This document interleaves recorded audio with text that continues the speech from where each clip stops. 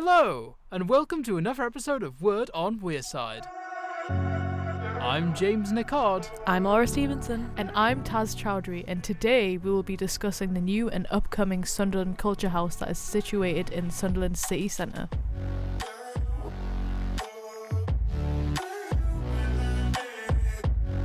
Now, you might be wondering, what even is the Culture House? The Culture House Sunderland is a multifunctional hub that boasts facilities such as a library, social spaces, a media studio, a sensory room, and much more. But it's all about experiences. It's about how we can showcase the city to residents of the city and to visitors in the city. We will celebrate our heritage, whether it's shipbuilding, coal mining, or going back even further, our heritage in glass and glass making. According to the Culture House's website, it aims to recognise the rich history and heritage while inspiring a passion for learning and knowledge. As you can tell, the Culture House aims to enrich the city of Sunderland with a plethora of digital mediums. However, as this may be a wonderful fact for some, for others it may not be. It remains to be seen how good a draw that the Culture House is for all of those funding opportunities that they think it's going to bring. There's nothing. And it's like right there, it's like right in the middle of town, and there's just nothing that actually tells you what it is.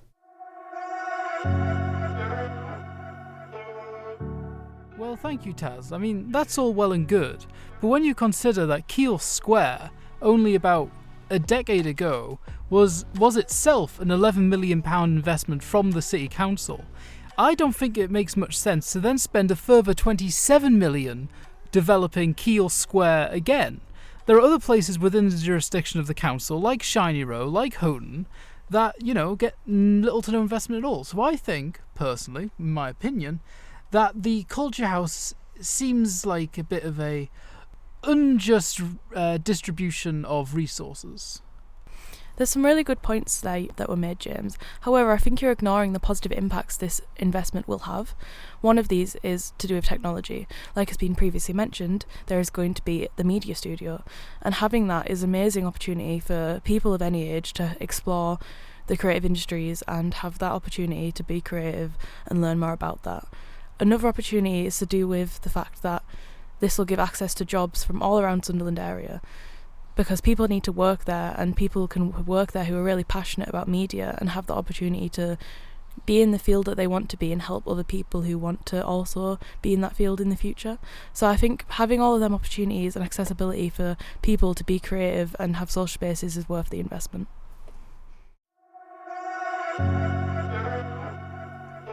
I spoke to Ruby McKeever, who works at the Keele Tavern, which is across the road from the Culture House.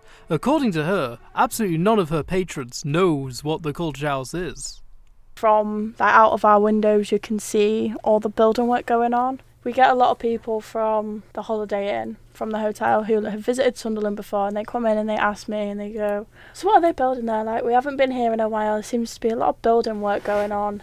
And I can tell them a little bit, but I can't really tell them a lot. I can go, "Oh well, that's going to be a culture house." I would say that there's a lack of a campaign about it. Okay. Because usually when they build stuff, there's posters around the building site, but none of them actually say what it is. Yeah, I believe it just says making Sunderland better. And they use the area for the light switch on. People walk past it and they go, "Oh, building something else," but I feel like there's nowhere that actually tells you what it is. So do you think that like you said, the light switch on, obviously apparently a lot of people go to your place of work. Yeah. Do you think that's a missed opportunity in terms of advertising? It seems like a high traffic area, people should know what's being built there, and obviously they don't. Yeah, I think it definitely was a missed opportunity. I mean, I was working that night and the area was full. It was crazy. Right behind it was the Culture House, and not a single thing about it, even though it's I don't know, I think it was 27 million it's going towards it, and no one seemingly knows what it is, which and it's you walk through bridges. Obviously I walk through bridges every day to get to work, and there's nothing, and it's right there, it's right in the middle of town, and there's just nothing that actually tells you what it is. So yeah, as we just heard there, no one knows what the Culture House is, which, I mean, is an issue. if we spend 27 million on this building and absolutely no one knows about it, no one goes to it, then we just have a building full of stuff that's empty. And I think that is a huge waste of time, money, and, well, everything. Resources, you know how it is. I do agree with you, James, but the thing is that there is a lot of online resources that you can use to find about the Culture House. There's so much on the websites as well as the video that shows you about it, and they'll be updating with constant news closer to the time of it releasing. So I think that there is a lot of advertisement out there, and a lot of marketing teams know about it, and it's all the professionals know to try and get their businesses going there. So I think it is being advertised correctly. But it's also about celebrating the future and showing what Sunderland could do. What is the art of the possible for residents and visitors in Sunderland? So we'll celebrate our past, but it's also about looking to the future. And this building will be a building of experiences. The building itself will be environmentally responsible, energy efficient, inclusive, and promote health and well-being for the city centre. I interviewed Joe Howell at a creative forum hosted by Southpaw Dance Studio at Sheepfold, Sunderland. Well, I'm going to be really cynical and say that libraries are very important, so I'm definitely on board with that. But I find it very problematic that the Culture House is so digitally involved. It's all about technology, digital screens, and I would just worry that all of our practical skills might disappear if there's no forums for them to exist anymore. So the Culture House is kind of great, but at the same time, as a visual artist, where do I sit in that? And I know that sounds selfish, but I think all the other visual artists are thinking the same. For me, I think it's going to have to be a wait and see kind of scenario. Luckily, my visual arts do venture into technology as well, with photography being one of my main things. But it remains to be seen how good a draw that the Culture House is for all of those funding opportunities that they think it's going to bring.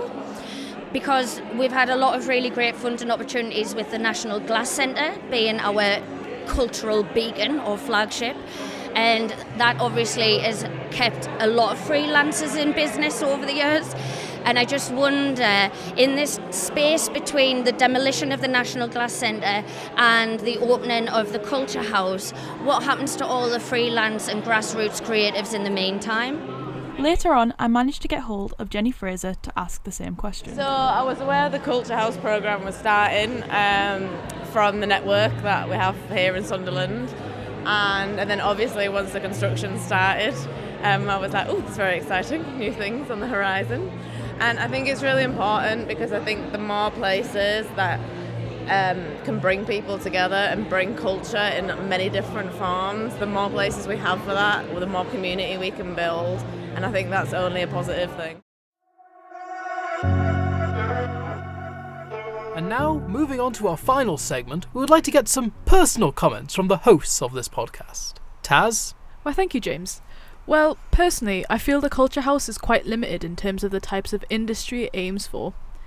As it's so heavily based on digital media and creative output, it eradicates room for other aspects of learning that could add to the so-called culture of the Culture House. It just feels very flatline. Joe also made a similar point during Aura's Vox Pop interview, saying how they felt as if it stifles the opportunity even for other art mediums, which may cause some issues. Don't get me wrong, I think that having access to this type of facility is fantastic. However, I feel as if the focus is too pinpoint on digital arts, which dilutes the claim of the building being a so-called hub of culture.